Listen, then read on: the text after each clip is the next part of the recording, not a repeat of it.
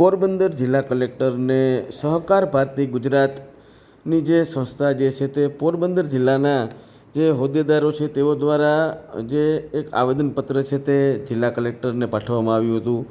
આ આવેદન જે છે તેમાં જે સહકારી પ્રકોષ્ઠના જે હોદ્દેદારો છે તેઓએ આવેદનમાં માંગણી કરી છે કે જે રીતે મહારાષ્ટ્રમાં જે સાગર ખેડૂઓ જે છે માછીમારો છે તેઓને જે કિસાન જે ખેડૂતો છે તે ખેડૂતોનો દરજ્જો ત્યાંની સરકારે આપ્યો છે, ત્યારે આવો જ જે દરજ્જો છે તે ગુજરાતમાં પણ જે માછીમારો જે છે તેઓને મળે તેવી માંગણી સાથે જે આવેદન છે તે આપવામાં આવ્યું હતું. આ આવેદન સમયે માછીમાર સમાજના આગેવાનો તેમજ જે સંસ્થાના હોદ્દેદારો છે તે ઉપસ્થિત રહ્યા હતા. આખા ગુજરાતમાં સહકાર ભારતી મત્સ્ય પ્રકોષ્ઠ વિભાગ દ્વારા દરેક કલેક્ટર કચેરીને આવેદનપત્ર આપવાનો કાર્યક્રમના ભાગરૂપે અમે પોરબંદર જિલ્લા સહકારી પ્રકોષ્ઠ દ્વારા આજે કલેક્ટર સાહેબને એક આવેદનપત્ર આપ્યું છે.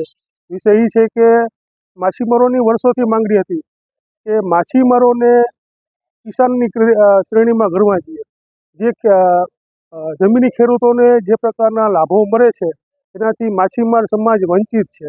એટલે માછીમારોને પૂરતા લાભો મળતા નથી. એટલે આ લાભો જો ખેડૂતની શ્રેણીમાં આપે તો રાજ્ય સરકાર અને કેન્દ્ર સરકારને મળતા બધા લાભો માછીમારોને પણ મળે. અને એના માટે મહારાષ્ટ્ર સરકાર દ્વારા આ માંગણીના ભાગરૂપે હમણાં જ ત્યાં ઠરાવ પાસ થયો છે અને મહારાષ્ટ્રના માછીમારોને ખેડૂતની શ્રેણીમાં મહારાષ્ટ્ર સરકારે ગણી લીધા છે.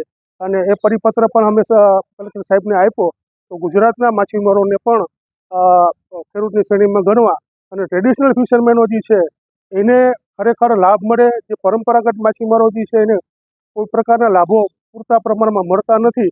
તો એ પણ અમે કલેક્ટર સાહેબશ્રીને આજે રજૂઆત કરી છે.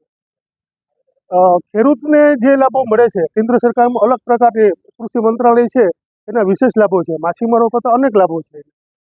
આ લાભો જે માછીમારોને જે મળવા જોઈએ મળતા નથી.